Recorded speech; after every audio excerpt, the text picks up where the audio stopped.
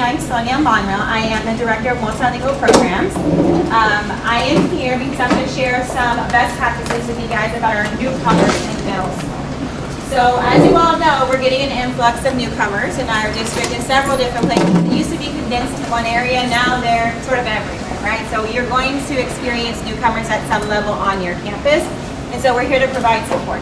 I only have an hour and a half, so that means that it's going to be surface level on some things, and I'm going to try to go deep on a few other things. So let's talk about what we are going to do today. So school leaders will gain a better understanding of the educational program tailored for emerging bilingual students who are within 0 to 3 years in the U.S. school system.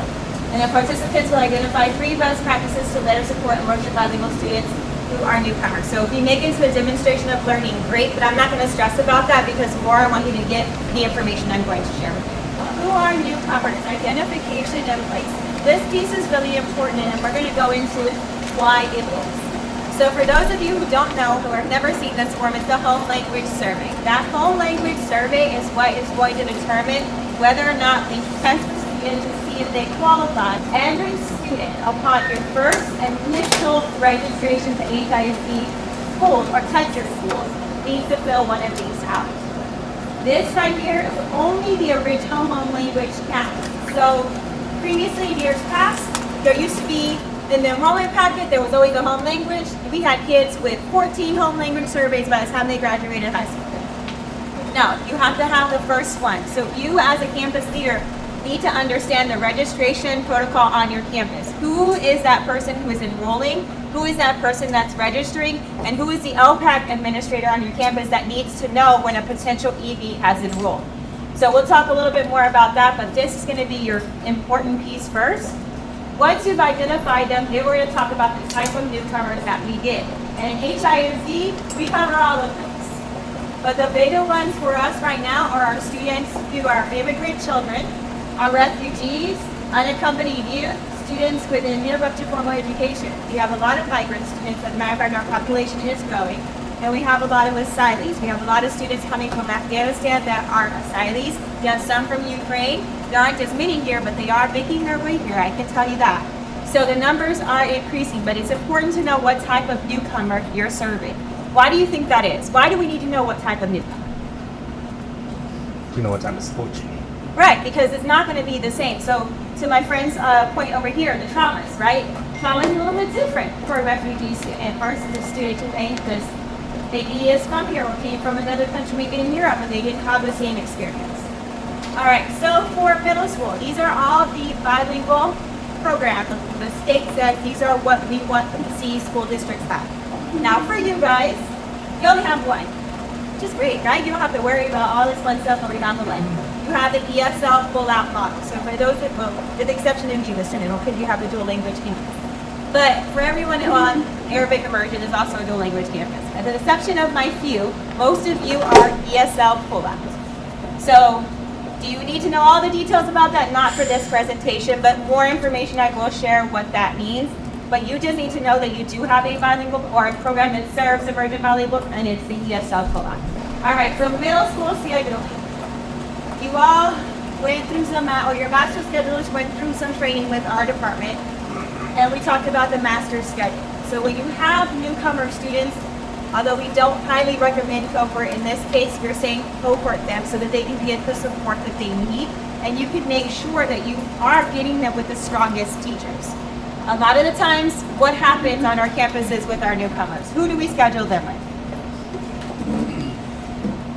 Bilingual teacher? Is that always the practice that happens? Nope. What is the practice that usually happens? Not in HISD, in any other district in the world except for us, right? New teachers or You feel we're together. Non-certified, new teachers, teachers who have never taught, right?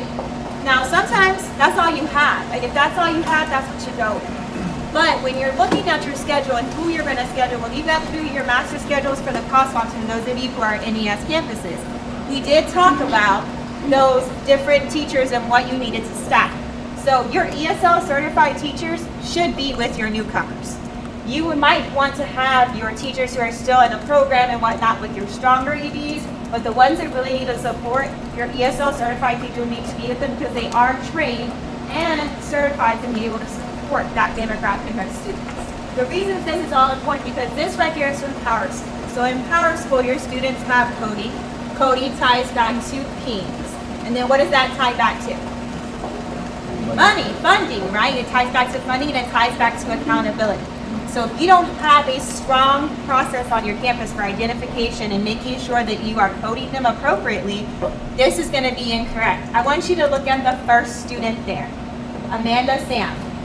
She's an L, limited English proficient. She also has a SPED indicator, she has immigrant indicator, and she has a refugee indicator.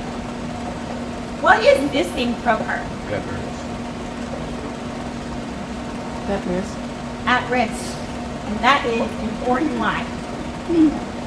Funding, also, but accountability. You have to know they track these student groups in the data.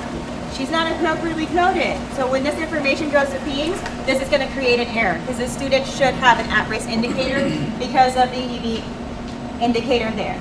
So really knowing that your enrollment process here connects to this. This connects to accountability and it connects to funding. This is very, very important information. That's why you need to know who's enrolling your students and what that process is. Call this a red flag. Not just picking your date, but in general data. Okay, so the red flag here, years in U.S. schools. For those of you who are my veteran principals, again, why is this one important?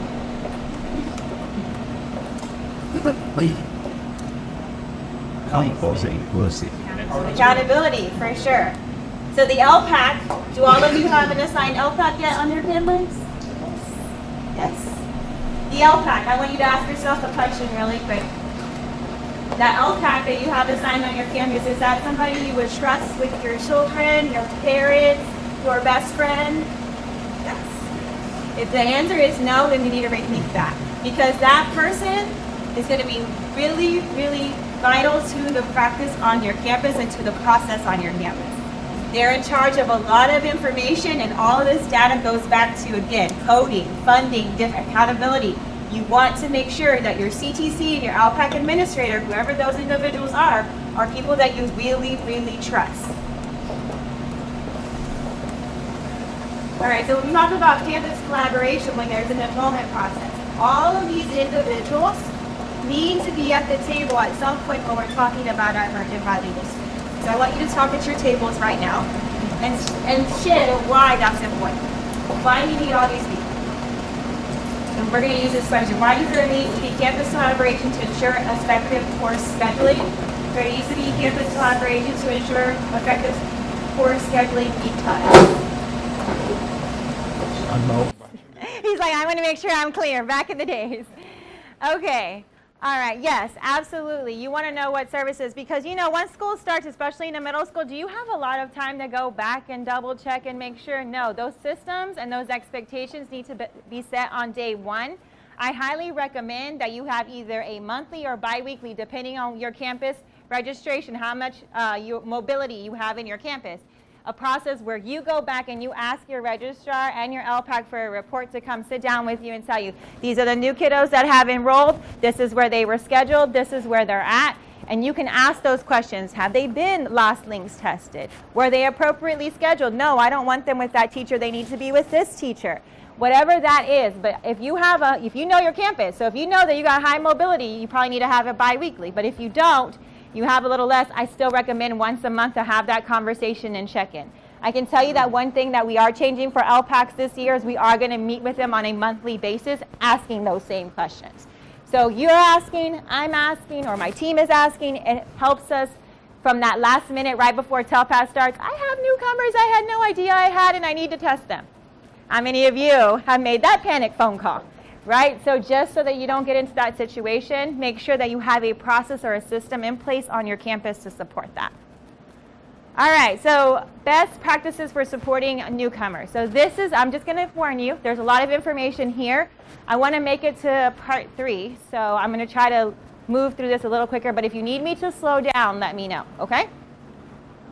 All right, so when we talk about foundational best practices, we're talking about a whole school commitment, a data-driven approach, and collaborative partnerships. Whole school commitment. Why is that important? Because you don't just stop learning the language when you leave your EO class. Like everyone's responsible for making sure that child grows and becomes immersed in it. Yes, but everybody needs to be committed in your vision. If you don't have everybody committed in your vision, then if somebody knows that there's a student who's enrolled and doesn't know that it's a whole school commitment to support our students, they may not come and tell you. And then come TELPAS, they're going to be like, oh, well, I've had 17 newcomers since October. Okay, when were you going to say something? Right? So we want to make sure that we have that whole school commitment. Data-driven approach. Depending on whether you're an NES or non-NES campus, you may track this a little differently. When we're talking about our emergent bilingual newcomers, right, we get a lot of questions about grading, guidance, and also about assessment, like the DOLs and that piece. We are going to be providing additional information around that. I can't tell you how to grade students, and you can't direct your teachers either. But grading does need to be approached differently for newcomers. Are they making progress? Are they making an effort? Are they trying? Are they producing? Are they getting it at 100%? They're not going to. They have to learn the language first. But we do want to make sure that we're providing them an opportunity without lowering the expectations. All right, so let's talk a little bit about that. So we talked about the scheduling, your staffing and your PD at your campus. So making sure that you're doing professional development for your campus that is culturally sensitive. So we'll talk a little bit about that. Instructional planning and language proficiency. How many of you are familiar with the ELPS, the English Language Proficiency Standards? Good, I see a lot of nodding heads. Yes, great. And the best academic practices. So we do have this ESL supplemental manual. You'll get that as a resource with a QR code if you want to use that. But we do have that for you. All right, so when we're looking at data, some of your newcomers are going into year 2. That means that they have some data. They have STAR data, they have TELPAS data, they have some sort of data. You need to be looking at that data because that's going to give you a lot of information. I'm going to tell you from this TELPAS report, one of the parents called me one time and it says, well, they're getting the long-term things, but the short-term things, they had some sort of explanation on there. And like, I don't understand what's happening. I'm like, well, typically, if that's the issue, it's not language, probably something else going on, and we probably need to make a referral, right? That report gives a lot of information, so that's going to be useful for your teachers to look at, especially if you do have STAR or TELPAS data. If you have MAP data, look at that as well. Look at how they've progressed. If you don't, then you're going to have to wait till after the BOY to get that information, but you need to constantly be looking at those data sources. Collaborative partnerships, so working with FACE, working with our department, and then wraparounds now are going to be in the divisions, but reach out to your wraparounds if you need anything. Definitely reach out to our department if it's a newcomer, refugee, or anything, and you're not getting the support that you need so that we can help provide the support to those students. All right, data. You need to know your data. I can't stress this enough. If you don't know who you're serving, if you don't know how many you're serving, then you cannot write effective action plans. You can't do effective support on your campus because you don't know who you have. So when we talk about that, you need to know your emergent bilinguals. You need to know how many are in year 1 of your newcomers. You need to know who your long-term emergent bilinguals are. And for middle school, you have a ton of them. You have maybe 200 at some campuses, for those of you who already know your data. If you have migrant students, if you have refugees or asylees, if you have students who are SIFE, if you have students who are taking STAR Alt, but there's no TELPAS Alt on record for them, you need to know that as well. Why do we need to know that, the STAR Alt and the TELPAS Alt?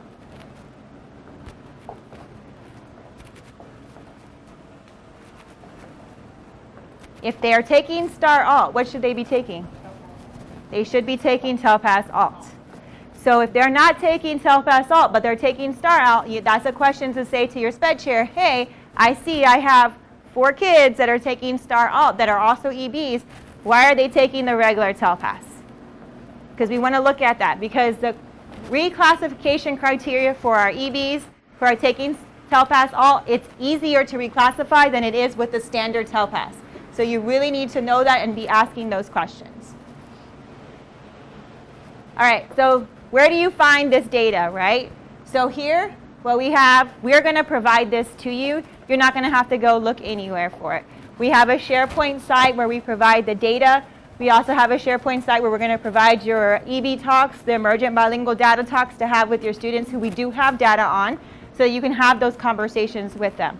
So when you get an email that says, please assign your LPAC administrator on the LPAC collaboration site, this is why we need that information, because they get the information here and we load everything into this SharePoint. We're going to try to move it to Canvas. I'm not making any promises because Canvas is easier than this site here. But if we're able to move it to Canvas, we'll let you guys know. It's easier to access. That way you can pull your data easily. You can pull your own data as well. Okay? All right, so culture by fact. So you need to know how many languages you have on campus, how many countries are represented, and the traumas. My friend up here talked about traumas, right? Traumas are really, really important when we talk about serving our EB kids. We have kids who have seen their family members get murdered in front of them. We have students who have been locked in cars and things like that for days before they made it over here. We have students who have been through series of things before they arrive here. We have to know who they are and a little bit about their story, because if not, when they come in out of dress code and you're immediately saying you're out of dress code, go to the office, right? That whole thing is going to shut that student down and ruin your relationship with that student. A lot of our students don't have food at home. They don't have access to internet at home. So we send it home and we say, here, log on to this at home. How? They don't have internet. But you need to know that, right? You need to know how many languages are spoken at your campus. Why is it important to know your languages? It depends on the program that you're going to place it. Yeah, but also how you communicate with families, right? If I'm only sending home information in Spanish and English, and my population is Pashto, are they able to read whatever it is that you're sending? No, right? So we have to know the languages. By the way, we have talking points in our department. We can support you with that so that you can put that information there and it goes to your parents in their home language. So whatever home language that your registration, the person who did registration, indicated, we send out that information to them in that language. It has an upgrade this year that's going to allow the translation of the flyers. So your campus events, like if you're going to have a food drive or something like that, you can send it out. It goes to your parents in their home language, so they'll know that there's a food drive coming, or they'll know that there's something that's happening at your campus that they may be interested in knowing about. So if you need that information, let us know. Yes? Is this an app that the parents have to download, or? They don't have to download. It goes to them like a text message. Like text message. Mm-hmm. What do you need from us so we can access that? You just need to let us know that you want access to that, and then we will set up somebody from your campus as a campus admin so that you can use that to send out information to your families. And the parents' information that is in Power School? Yes. So who used Talking Points with us this year? You used Talking Points. How did you like it? Loved it. Tell us a little bit about it. So it's kind of like you just go in and type it sends it out in the language that they want. You can add files, you can add photos, and it's a quick response because most of the parents don't want to read a long email, so they'll read that text and they can respond and come to you. You can see whatever messages like other admin has sent out. You can see what teachers have sent out. My nurse used it. It helped us bring our immunization numbers up from like 40% to like 80% because she was able to like directly go to those students who need it. So you can put there in groups, by classes, by teachers, as a whole school. However you want it, you can go in and make it work. And does it talk to Power Schools? So Yes. those, as soon as the kid enrolls, 24 hours. 24 hours. 24 so if hours. they enroll on Monday, it'll be there. You can start sending messages to them Tuesday. Talking Points. And we actually have it as a tool in our department because that's how we send out information to families. So we used to get maybe 5 or 6 parents at parent events. We sent it out this year. We got 60 the first time, and we got about 65 the second time. Now, that may not seem like a lot in this district, but it is definitely a lot when it comes to parent events on a Saturday for us because you all know how hard it is to get your parents to come up, especially once they get into secondary. So Talking Points is a very, very useful tool. So if you want to use it, reach out to us. We'll help with getting you set up. But just like you said with the whole like setting up your groups and things like that, it does talk to Talking Points. Let me tell you something that I learned. Kids are a lot smarter than we think. They block HISD's phone number on their parents' phone. But guess what Talking Points does? It sends a text message from a number that those kids don't know that's associated with HISD. And so that's how we got more parents, because they got the actual message in the communication. So just FYI, I highly recommend it. Then it can read it to them as well. So we have parents who can't read. That Talking Points will read the message to them in their language. And then they can also do the voice to text to respond. So it goes to you so that you can respond back. Yeah. All right, so culture considerations. Thinking about these things in the students that you serve. This is why you need to know who you serve and who's on your campus. Sometimes you want them to make eye contact, because here, as a cultural piece, we understand eye contact as respect. In some cultures, that is disrespectful to make eye contact with an elder. So just be real careful with those things and know that about that. Because sometimes teachers will get frustrated and say, look at me. I do that with my kids all the time. Look at me. Right? So that doesn't necessarily mean that they are not respectful, but we do need to be aware of that. They may not be comfortable with handshaking, different things like that. And learn, if you serve a different culture, learn how to say hello or welcome in that language so that they feel welcomed when they come in, that you're at least trying, right? I know I'm probably alone in this. I'm a Swiftie, right? So sometimes when she goes to her concert, she'll open up with a little bit of something in their language, and it means a lot to them that she does that. Right now, she's a celebrity. We are not. But in that sense, it's the same thing. When you can say hello in their language, you'll see their eyes light up. It's special to them. So just encourage your teachers and your admin staff as well. All right, dietary considerations. Depending on the students that you serve, there might be dietary considerations. Some of our campuses have a large population of students who are Muslim. Some of you only have a few, but this is still important to know because they will not eat the lunch. A lot of times they will go the whole day without eating, and you need to know that, because if kids are hungry, are they learning? We haven't met their most basic need, right? So you need to be aware of who you have on your campus to make sure you're supporting that. Right here, with the hijabs, making sure, especially if you serve a large Muslim population, make sure, and even if you only have a few, try to have some of these. You know how the nurse's office will have a change of clothes if they get wet or something happens? Have some of those in your nurse's office as well, just so that if something happens, they're able to replace it. Okay, and then some of the girls only have one. So just keep that in mind. All right, the other piece, prayer in school. So if you serve a large Muslim population and you don't already have this, know that some of our students do have the right to have time to pray, so you might need to designate an area on your campus for that. If you don't have a large Muslim population, this may not pertain to you, but it's good for you to know. All right, let's skip through this. All right, so mentorship. I'm going to go through this really quickly. So mentorship, you do need to assign somebody on your campus that your kids can go to. So when I enroll as a newcomer, I need to know who can I go to if I need something, if I'm scared, lost, don't know where my stuff is, somebody's picking on me. They need to have a trusted adult in the building. So that can be a teacher apprentice, that can be a learning coach, be a TA, that can be a clerk, whoever it is that you decide that you want them to have that. That is something that you want to establish on your campus. If you have a campus with a high number of newcomers, you might want to have a good 5 or 6 of those. But if you don't, you want to at least have 2. 2 because if the first one is absent, they need to be able to go to the second person, right? So we want to make sure that we have those people who are able to be their lifeline when they're there, because they're going to be shy. A lot of times they won't communicate. We won't know what's going on, and we can't help students when we don't know that there's an issue, right? All right, so out of here, overcoming cultural barriers. A lot of our teachers have been teachers for a very long time. Some of them to the same demographic of students, but as we know, campuses are changing. We need to make sure that we're having cultural awareness for our staff. So this, out of all of this, that is the first thing that you probably want to do for your staff. Making sure they're culturally aware of the cultures that you serve on your campus. That way you know how to support and build relationship with those students and those families because you know who is on your campus.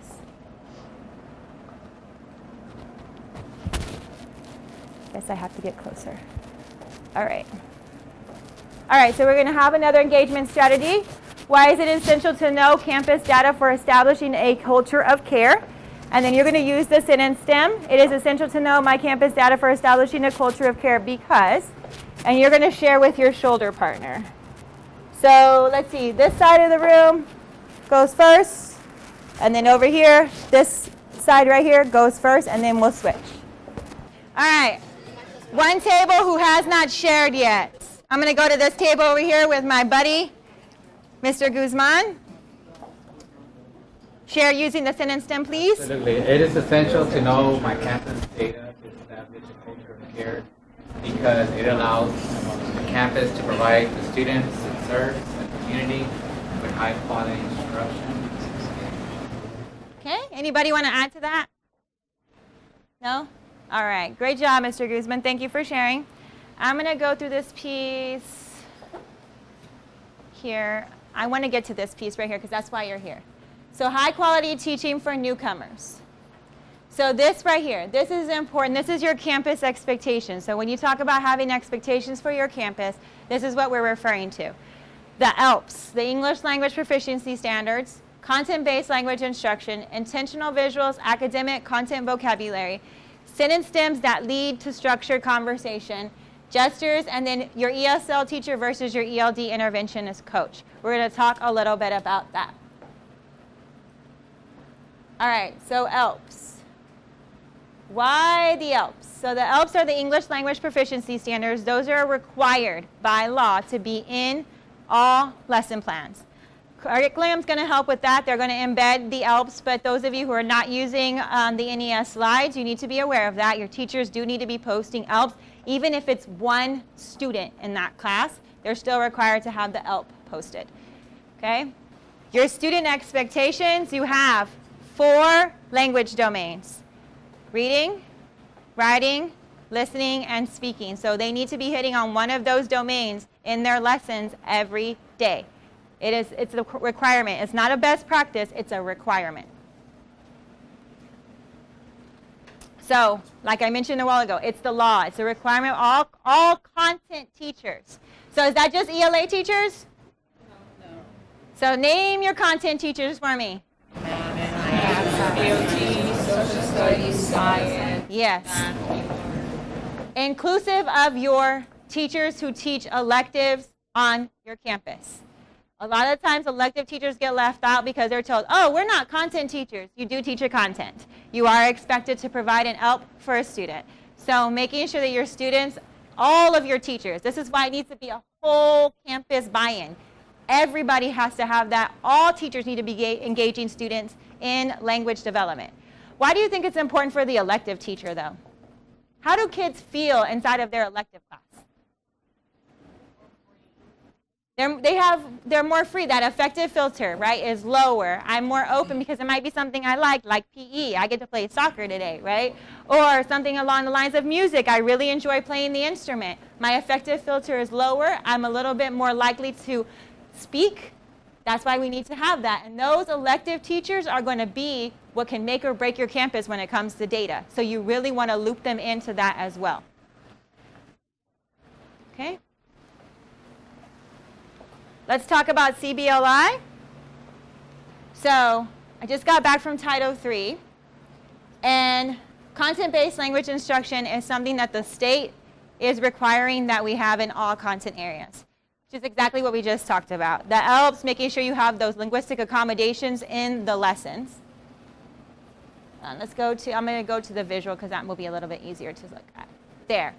Applies to bilingual and ESL programs. So CBLI is expected to be seen in everything. Your bilingual classes, just because you're teaching in Spanish, doesn't mean that you don't have to provide accommodations for students. Applies to any language of instruction. It's part of Tier 1 instruction. High expectations in each content area. So making sure that those for middle school, because I'm not necessarily the bilingualism because only a couple of you have dual language campuses. Everyone else has ESL campuses. This is required. The state and the Department of Ed are pushing this a lot. We were at Title III. They shared that with us yesterday, actually. So we're ahead of the game because this is something that we've already done as a district, but they are going to start requiring, and they're going to want to see more evidence of this.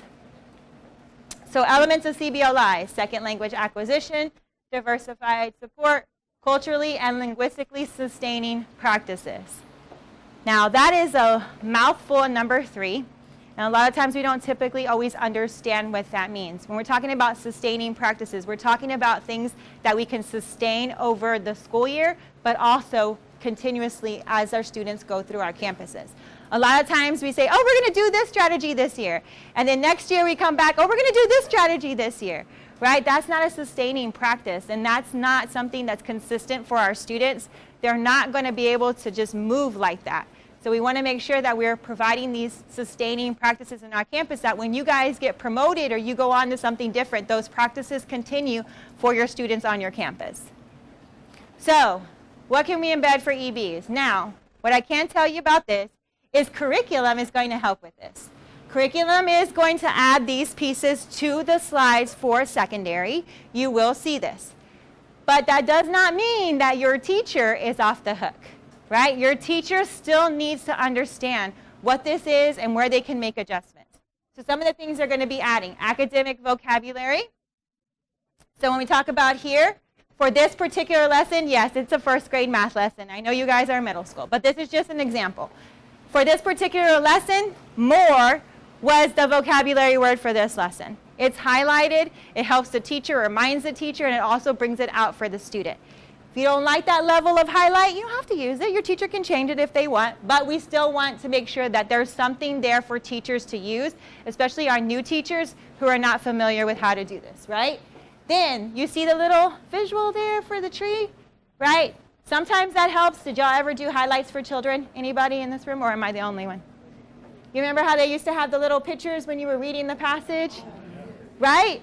Same thing for our EBs, right? Y'all just had an aha moment, right? Yeah? See? That's very, very useful. I actually learned how to read with highlights.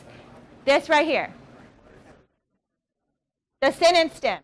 So you see here when they're talking about, right here where they highlighted the ones and the tens. For this lesson, ones and tens is important vocabulary for the students. Is that content vocabulary?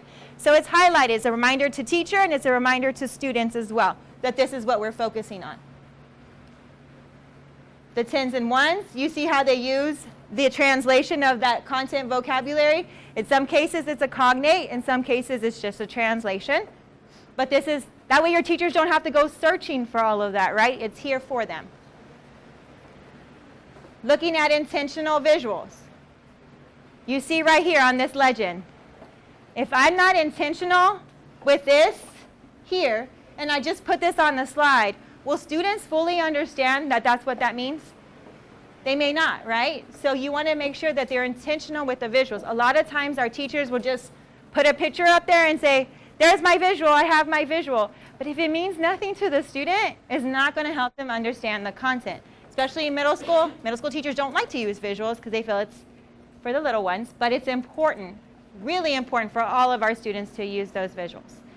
And then when we talk about structured conversations, you see that those sentence stems that are down there for students, right there. There are blank ones in, there are blank tens in. So you see there, the sentence stem is provided there. You see that little icon on the left there that says think, pair, share? That's what they're going to use when they're think, pair, share. When they share, they're going to use that sentence stem right there. What do y'all think about the enhancements that are coming? Are you excited about them? Yeah. I need to see some more excitement, or I'm going to tell curriculum, we don't need to stay up till midnight doing this. So make sure when you see curriculum that you thank them, and we're working with them on that, but they'll talk a little bit more about that when y'all go to the unboxing. All right, the other one we are going to add, and this is for your teachers because we can't technically always put these into a slide. So we're going to use the PAT strategy here, which is pay attention to. Here are the two things I want you to pay attention to. So take notes or wherever you feel you need to do it. One, what are the two things Dr. Salva included every time? And two, how did they help with comprehension? So we're going to share this video. Hopefully it works. Something very helpful is when Miss Salva used her hands to help us. For example, when she sees it, she does something like this, or imagine, or eyes, or mouth. So that helped me because I'm looking at her and I'm listening to her, so I can remember that. Maybe after so many days, I don't remember the word, but I remember what she does, so I remember the word. Ah, okay. So when I use gestures like come in, sit down. Yes. What about when we do the social contract? Listen to Miss Salva. What does that look like? Like listen to Miss Salva. Right, right. Because for example in biology it's very hard to understand because I don't have that in biology. She just talk and I don't know most of the words that she use. So I'm just listening to her, but I don't understand because I don't know the words. Great. So I have to learn the words, and after that I can understand what So she's talking about. You're having to go home at night, translate, try to figure it out, come back the next day. Yes. That's hard. That's hard. When you use a picture, it's very helpful because when I don't know the word and you only translate the word, I know the word in Spanish, but I forget the word in English. But when I don't know a word in English and you use a picture, I don't need to figure out in Spanish. I can, okay, now that is in English. Right. That is in English. You got it. You got it. Because there's a picture in the English word. Everybody gets it. Yes. Absolutely. Yeah. Especially in things like math and biology and science, we need images when we teach, because it's new for everybody in the room. Mitosis, but that's new for everybody. So visuals are very important. That's so much. Alrighty. Heard it from the student himself. Before I say no translations, you heard it from him yourself, right? What helps him most? The visuals and the gestures, right? The speaking, right? Think about the things that sometimes when you can't talk in a room and they're telling you, they're pointing to something, right? It's a gesture, they're using it. We take that for granted, but our students need it. And these supports are not just good for our EBs, they're good for all students. So can't necessarily put a gesture into a slide, it can be misinterpreted. So we want to make sure that you guys know about it so you can support your teachers, and you're laughing because you know exactly what I'm talking about. You want to make sure that your teachers are using these things with our students, because they'll say, well, they don't speak English. But that doesn't mean that they don't speak. And that doesn't mean that they don't need you to communicate, right? So we need to find a way to communicate with them, just like we would if we walked into a place that they did not speak the language and you need something, right? I always go to sometimes like a nail salon, depending on what nail salon you walk into. They may not speak a lot of English, but you're going to show them the color you want. You're going to point to it. You're going to say, I want a pedicure, right? So if we use that in our everyday life, then we want our teachers to use it with our students as well. All right.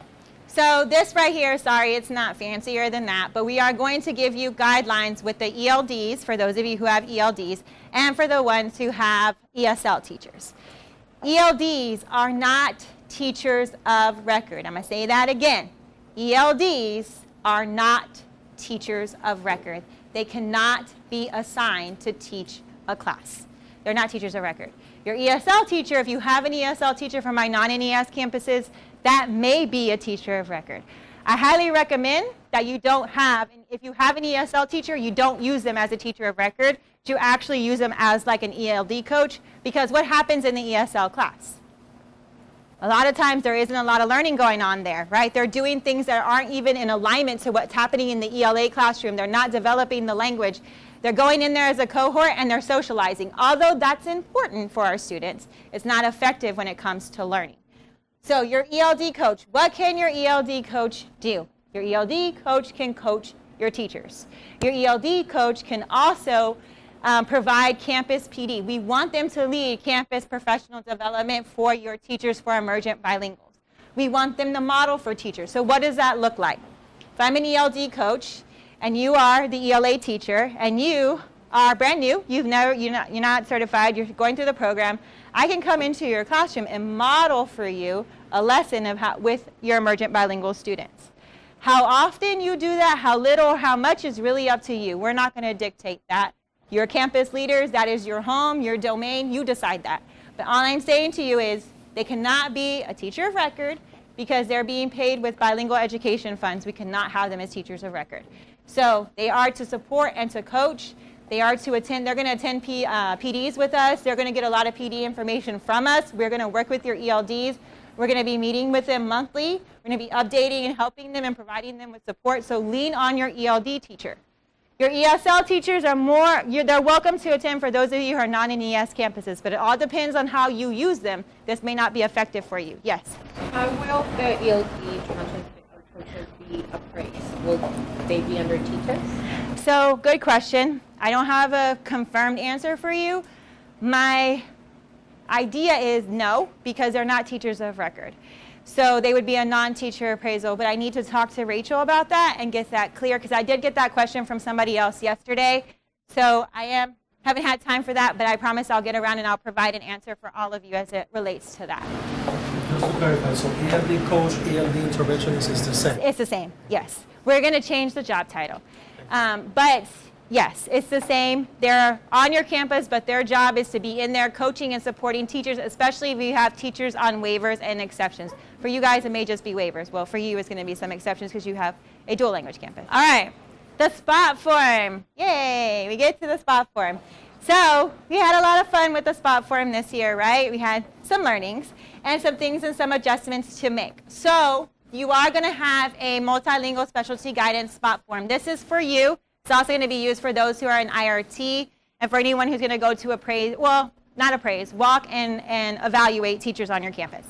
There is guidance there that is specific to newcomers, like the silent period, right? Your newcomers may not be speaking. So if you walk into a classroom and there's 27 newcomers, only one child is speaking, that's okay, because that's to be expected.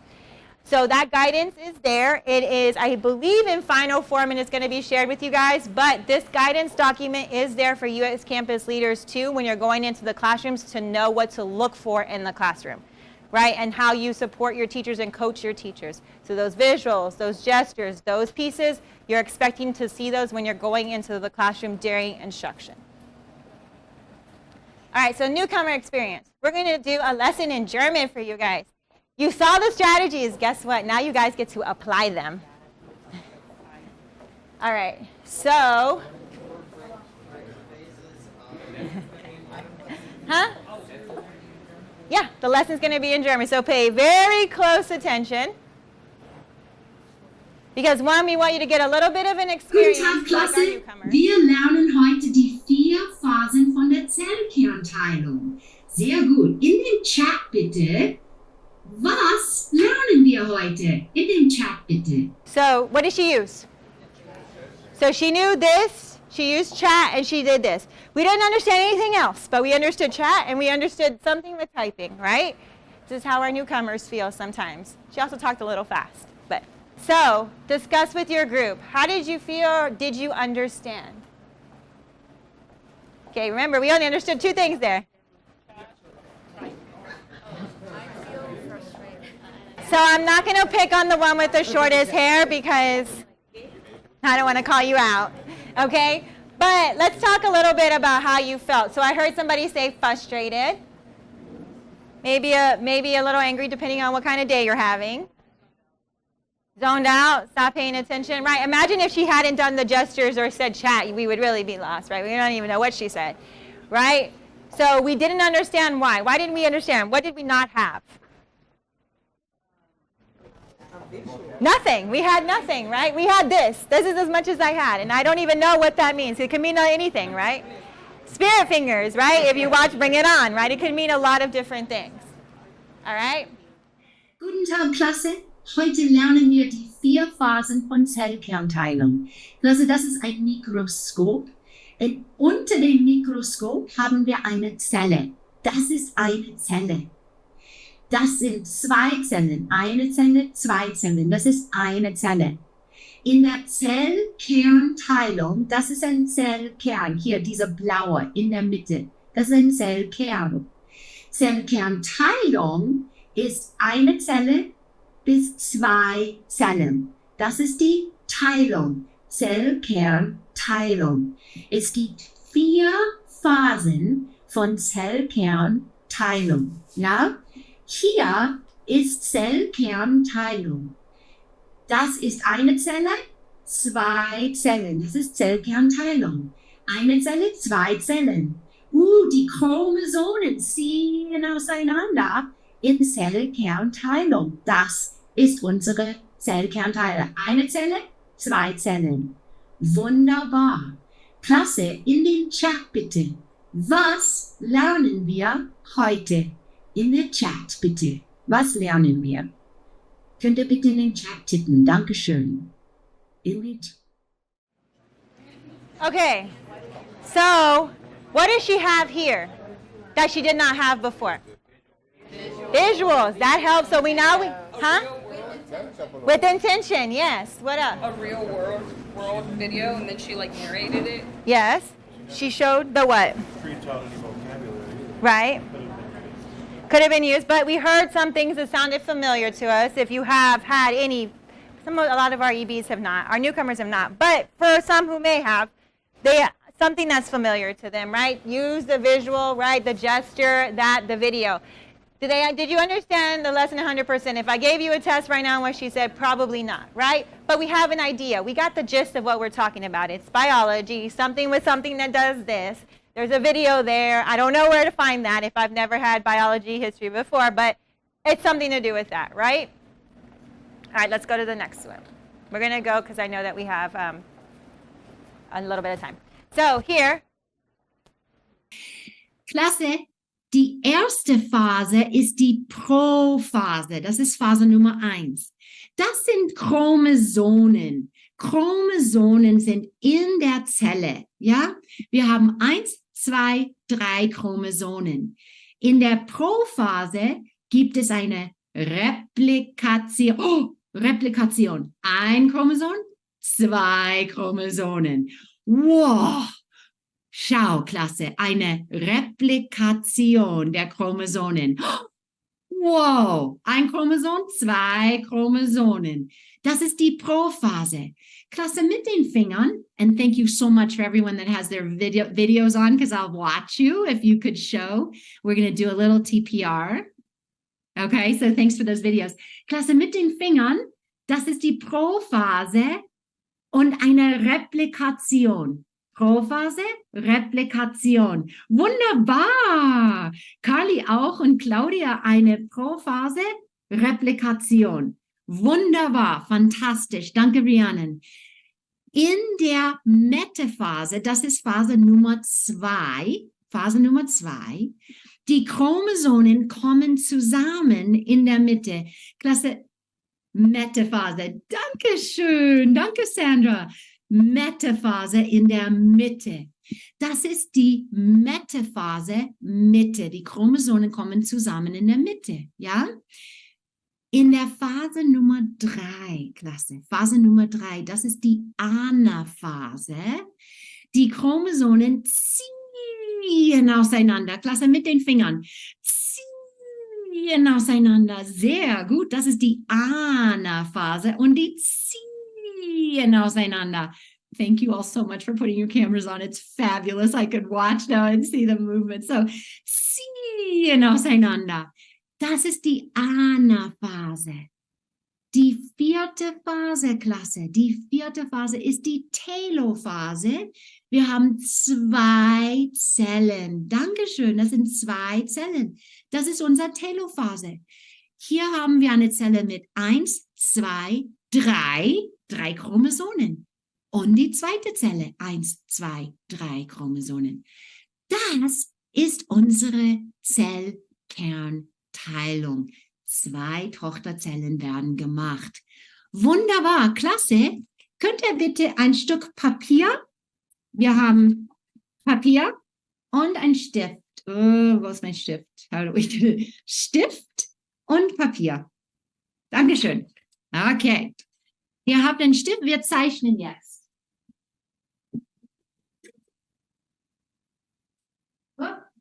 Ich bin da. Just had to get my big whiteboard here. And I am going to take my background off so that you can see my whiteboard. So, super.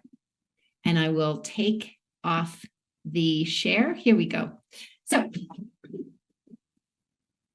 Lasse, zeichne bitte eine Zelle.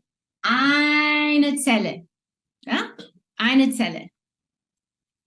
In der Zelle zeichne bitte ein Chromosom. ein Chromosom. Ja? Das ist die Prophase. Das ist die Prophase. In der Prophase, Klasse, zeichne mit den Fingern. Was passiert in der Prophase? Can you show me mit den Fingern? Prophase, sehr gut, Rhiannon, sehr gut, Sandra. Richtig. Das sind die Prophase. Wir haben eine Replikation. Replikation. Wunderbar. Das ist Phase Nummer 1. Klasse, zeichne bitte Phase Nummer 2. Wir haben jetzt, it's hard because you can't see all the way down on my board. Zeichne bitte eine Zelle in der Metaphase. Klasse, mit den Fingern. Wo ist Metaphase? Prophase? Fantastisch, Alyssa. Metaphase, richtig. Metaphase, die Chromosomen kommen zusammen in der Mitte. Metaphase, Mitte. Richtig. Mitte. Ja, Mitte.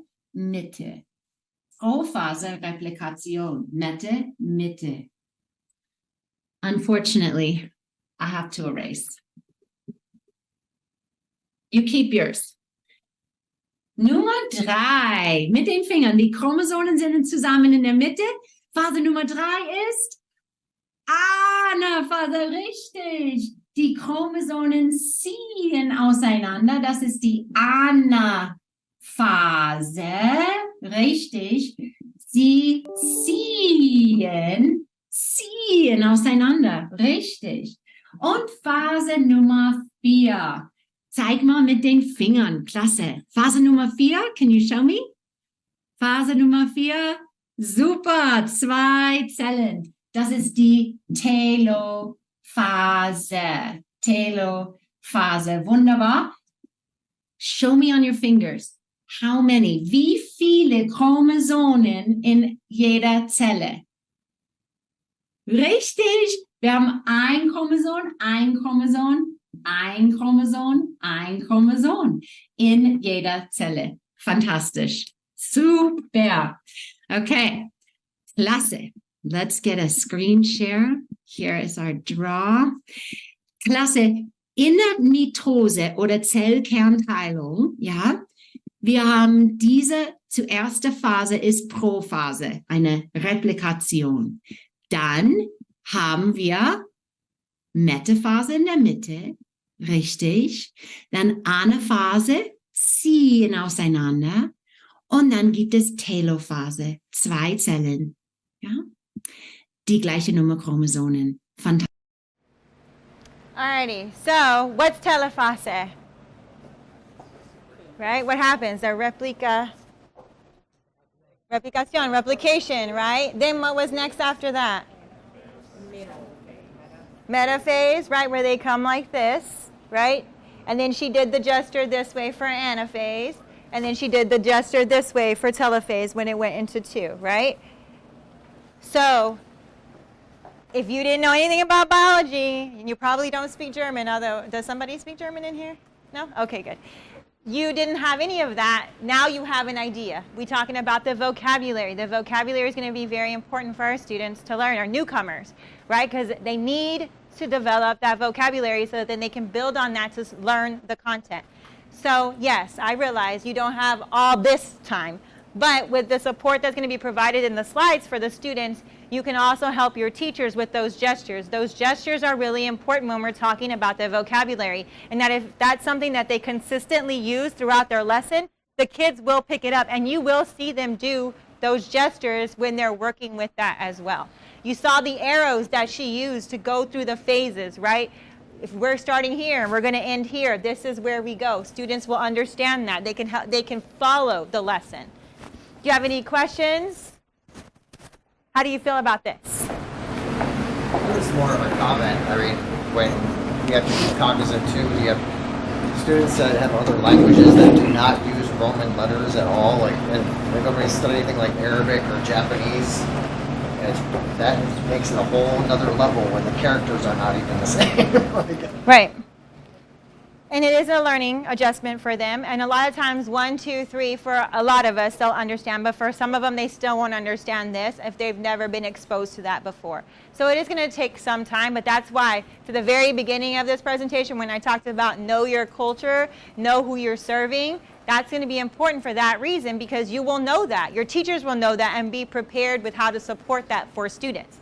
That's some sort of guide that you can maybe send home to students on the first days of school, saying, these are some things that we're going to be using in the classroom, gestures and things to help them understand. They'll get it, but then their parents will help them, but you have to know who you're serving so you know what you need to provide.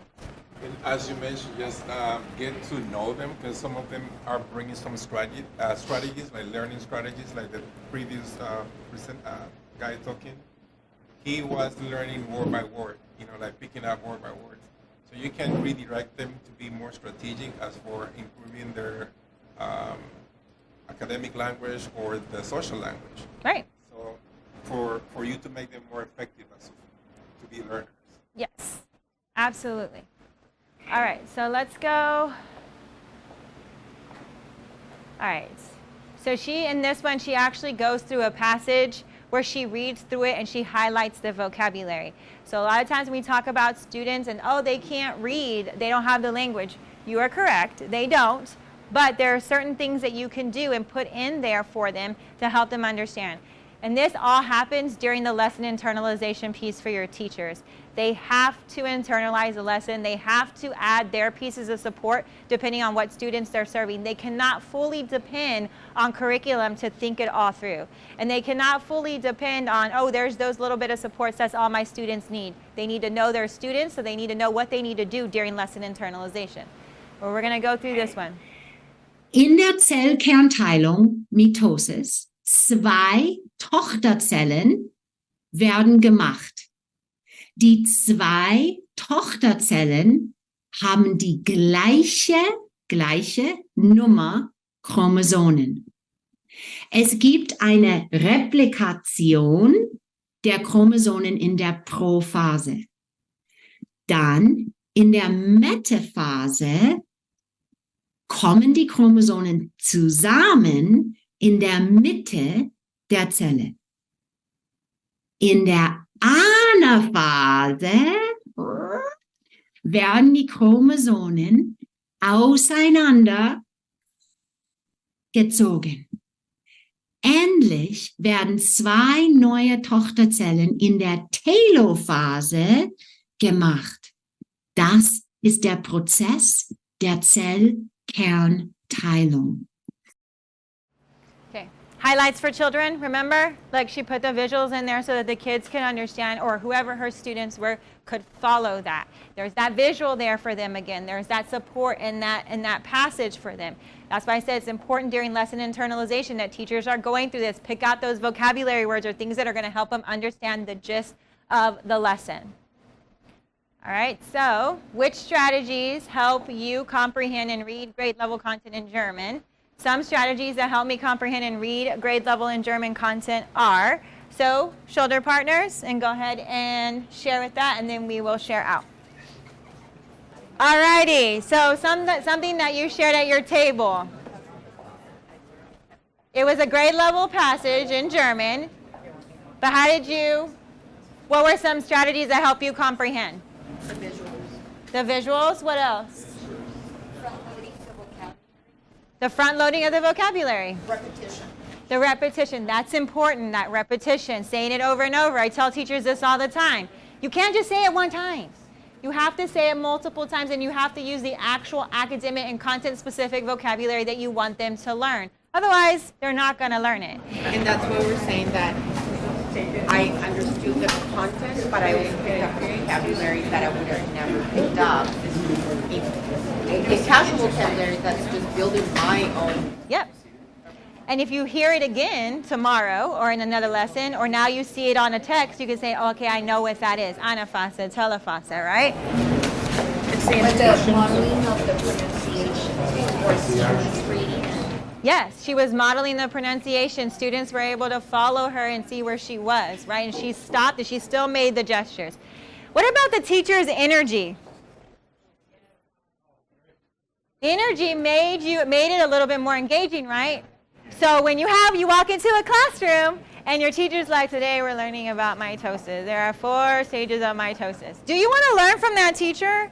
No, right? So we need to make sure that we are engaging our students, that our teachers are high energy, that they are using those enunciations. She enunciated as well, right? When she said those words, she did the pronunciation for them.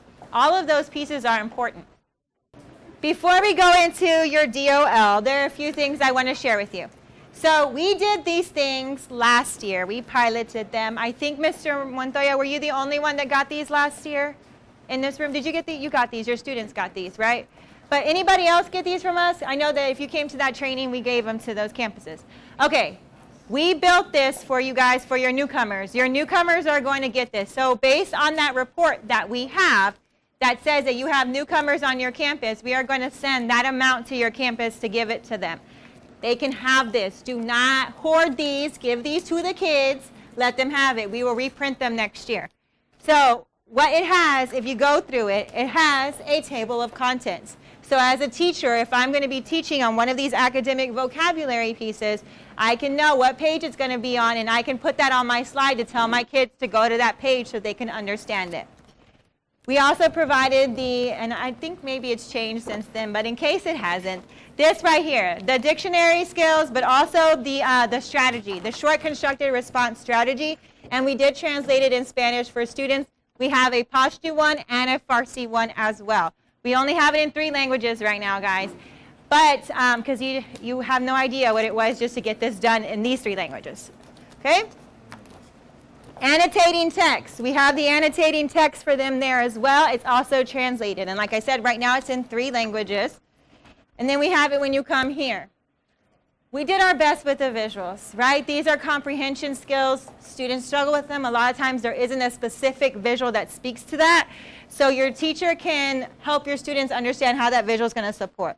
So for annotate, we provided the translation or the cognate, the definition in the 2 languages, a visual, and then we left a spot for students to be able to put something there. Yes, this is laminated, so post it, just have them do it and put it here so that they kind of understand what that vocabulary word is. They can go home and do this with a dictionary. They can do this in school, that early morning, after school, lunch. They're sitting in your office because they're in trouble. Put this up, right, and help them do that. We picked different vocabulary words that we felt they would see through different content areas as well as multiple years. So if you go through that, you see that in here, it's there. And you go all the way to the end.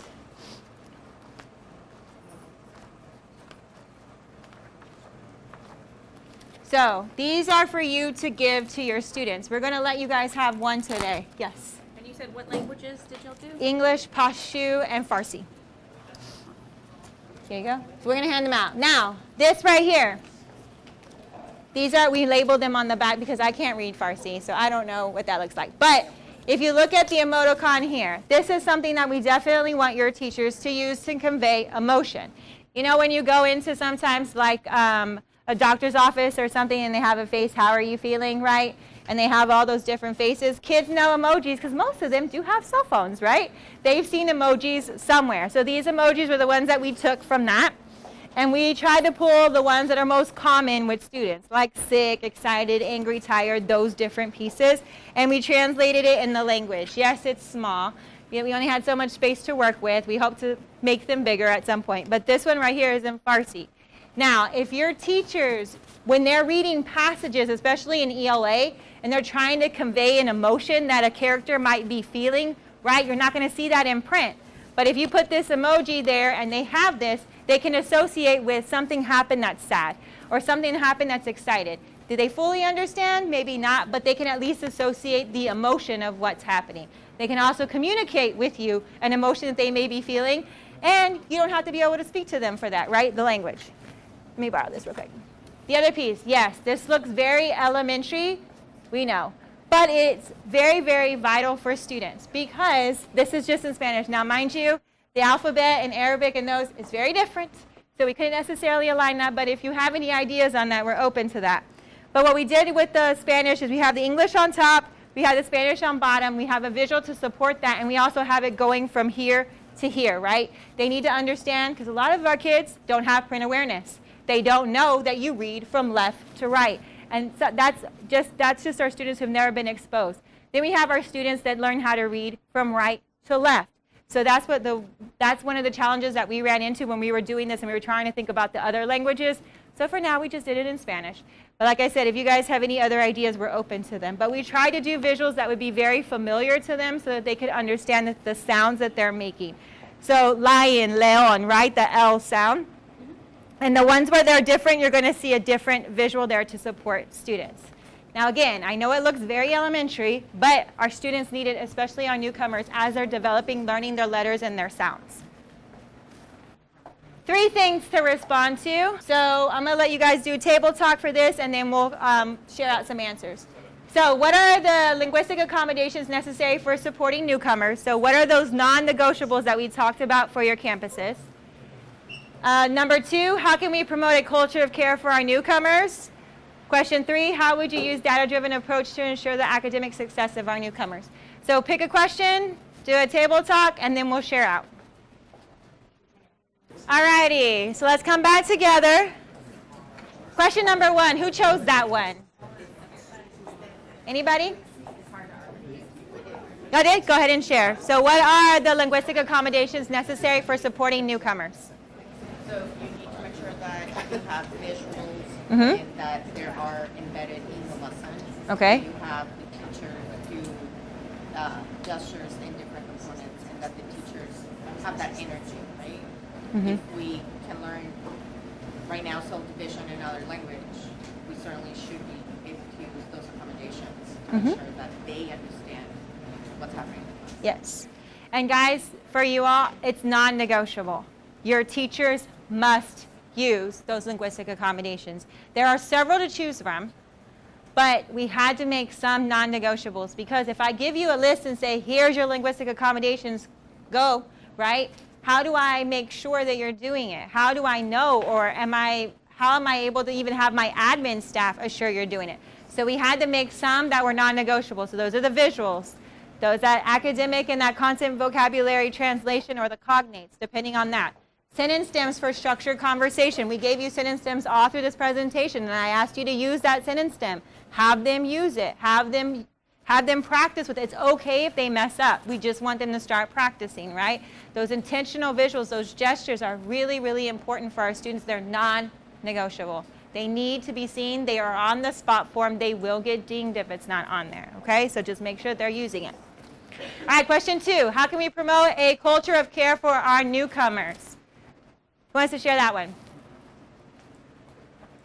Let's see. Who has not shared yet? You shared. Table. Well, you've shared. Let's go right here. Miss Aldana. We could start by knowing who our students are, right? We talked about knowing their language, knowing their culture, and where they're coming from, their traumas, and so then that way we can really individualize their supports. Yeah, that's great. Definitely. So, and imagine on the front when they walk in, you have welcome in 12 different languages because those are the languages you serve. I see it. They do get really excited. Stand there, test it out. I promise you, they'll point to it and say, look, right? So that's important to them. Those are simple things that you can do at your campus to help promote that culture of care for our newcomers. Assigning them somebody, assign at least 2 people on your campus of who they can go to, who is going to be kind of oversight of them and just making sure that they're checking in with them at least weekly. You don't have to check in with them every day, but check in with them weekly. Okay, number 3, how would you use a data-driven approach to ensure the academic success of our newcomers? This one's harder because it doesn't look the same like we would for other students. What could we use?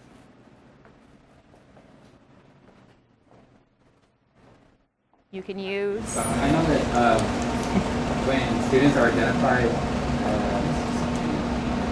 a newcomer, they take lessons. Mm-hmm. So we could pull some data from there. Yes. We could also pull data from Summit K-12, Yes. right, to identify where the student is at as far as their language, English language proficiency, and then provide support. Yes. Thank you. So yes, those are some really great resources. MAP as well. I'm going to tell you what we're doing with Summit this year. So we're going to try to do with Summit, like if the students were with us last year, we're going to pull their TELPAS data and have that go into Summit to already have their personalized learning plan. The only ones that would be taking the boy would be your new students that we have 0 data for, which will help you when you have a campus of 500 EBs, right? So you definitely want to use that with them and help you understand, get some data on them and help them understand. They're almost done with the newcomer portion of Summit K-12. It's not a lifesaver, but it's helpful, and it's definitely going to help your students develop vocabulary. So using that source and having your teachers understand that it's a resource there for students to use before school, after school, while they're waiting for the bus, during lunch, anything like that that they need to or can use it, there's stuff that the teachers can print and they can provide that to them. I remember when I was in elementary, we used to have books at the table when kids were done eating. They would have to read the books. You can do those kinds of things and have those things available on the tables in your middle school with like vocabulary that we're learning, any character traits or things that we're trying to promote as a culture on the campus, so that when they're done eating, they are doing something, right? Because my daughter's a middle schooler. I know her principal's in the room, but you give my daughter spare minutes, there's going to be drama that's happening. I already know this from my kid, right? My son, different story, but we know how our middle schoolers can be, right? Anything that they have available to them, any free time, idle time, they get into it, right? So just providing that support for them there. Alrighty, so we have resources. We have the Newcomer Toolkit. This is from the Department of Ed. I highly recommend it for you guys. We'll actually, if you want to print a copy, it's here. Do we have enough? If you want to print a copy, it's here, or we have a digital one that you can use, but there's a lot of good information in there. We also have the ESL Reading Supplemental Manual. If you want to scan that for that resource, we can also just send this all in one folder to you guys if you don't want to do that. Okay, we have a cognate dictionary as well. Teachers are always asking us, well, where do I find the cognates? We got one for you, but it's only Spanish. It's only Spanish, guys. We're trying to find one with the other languages, but this one's only Spanish. The personal dictionary, this is more for your admin staff, getting to know the different terminologies of the newcomers, EBs, all of that vocabulary that we use that they may be new and they're not familiar with. This is a good resource to give to them. And like I said, we'll share all of this with you guys. All right, so, we have to do the survey. Please do the survey. And then do we want to hand out the rest of these?